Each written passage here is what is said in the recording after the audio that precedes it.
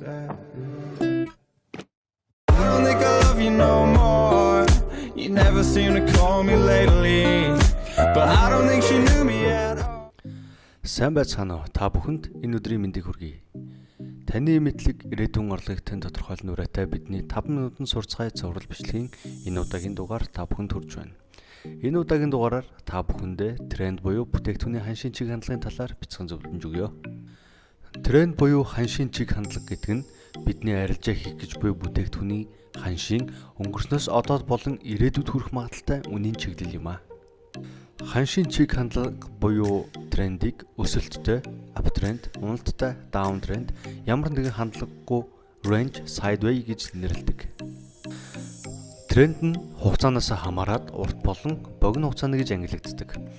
Урт хугацааны трендийг long term, богино хугацааны трендийг short term гэж нэрлэдэг. Урт хугацааны арилжааг long term trade, богино хугацааны арилжааг short term trade, day trade, scalp гэж нэрлэдэг.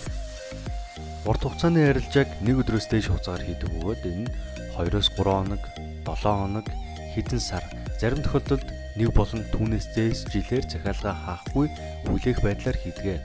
Харин богино хугацааны арилжааг нэг өдрийн дотор хийж дуусгадаг.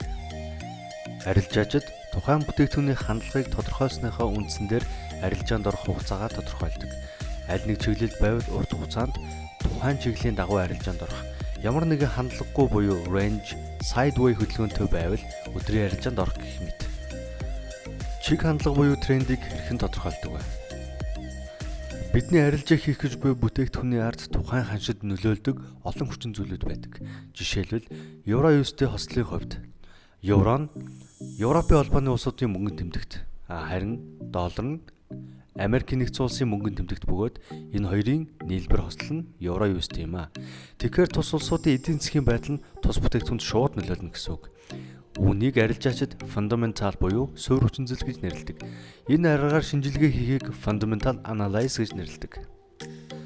Саяны бидний ярьсан евро болон Америк долларын хослол гэх мэт бүтээгдэхүүнийг арилжиж ашиг олдог субъектууд маш олон байдаг. Жишээлбэл хувь арилжаачид, томоохон хөрөнгө оруулагчид, банкуд, сангууд гэх мэт эдгээр субъектууд ханшийн өнгөрсөн түүхийг платформ дээр график байдлаар харж дүн шинжилгээ хийн таамаг дэвшүүлэн арилжаанд ордог аргыг technical analysis буюу техник шинжилгээ гэж нэрлэдэг. Нийтэд дэлгэрсэн ханшийн чиглэл тодорхойлдог аргуудын сүүлийнх нь data analysis буюу математик аргачлал юм а. Энэ арга нь тухайн бүтээгдэхүүний ханшийн өнгөрсөн түүхийн мэдээллийг цуглуулan математик загварчлалд оруулан томьёогоор бодож шийдвэр гаргадаг арга юм а. Бидний бэлтгэсэн энэ удаагийн зөвлөмжийг сонссон та бүхэнд баярлалаа. Та бүхэн манай YouTube, Instagram, Facebook хуудсыг subscribe дарж биднийг дэмжинэ үү.